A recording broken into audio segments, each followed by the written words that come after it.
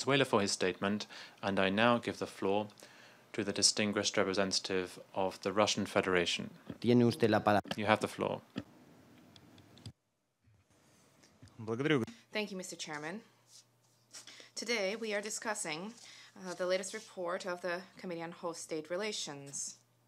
In this report, the Secretary General, once again, has a recommendation for immediate and thorough consideration and adoption of measures set out in Section 21 of the Headquarters Agreement. Let us recall that this section of the agreement stipulates initiation of arbitration between the United Nations and the United States to address a host of matters which the General Assembly consistently drew attention to.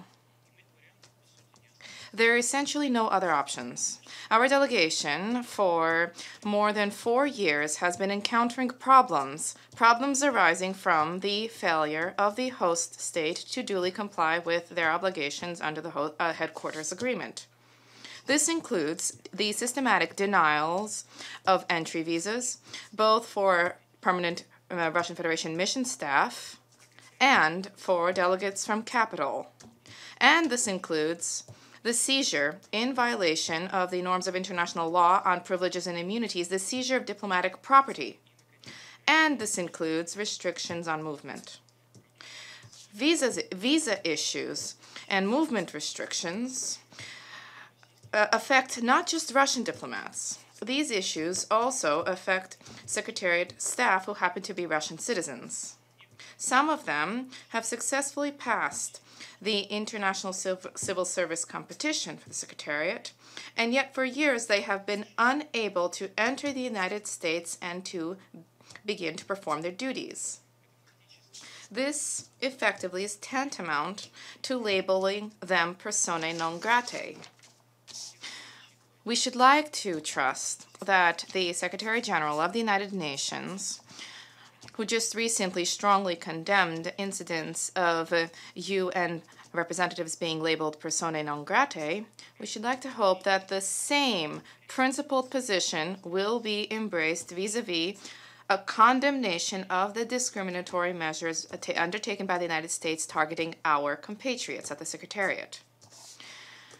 When we witnessed the collective expulsion in 2017, the collective expulsion in violation of the provisions of the Headquarters Agreement, the expulsion of a group of staff of the Russian permanent mission. Let us recall that these individuals were accredited to the United Nations, not to the United States. I emphasize there was no distinct reaction from the United Nations. That having been said, one can hardly be surprised that other states have begun to take the example of the United States on board. Mr. Chairman, despite the recommendation of the committee and the General Assembly, the problems that our delegation has been encountering remain unresolved. We hear about contacts between the Secretariat and the U.S. authorities in Washington. Yet, unfortunately, we see no tangible results. The committee's recommendations and the General Assembly resolutions are simply being disregarded by the host state. The systematic and demonstrative nature of these violations directly points to the fact that Washington has no plans to address the situation, not just within a reasonable and limited timeline, but in principle does not intend to address the situation. This is an example of when discussions clearly have been drawn out.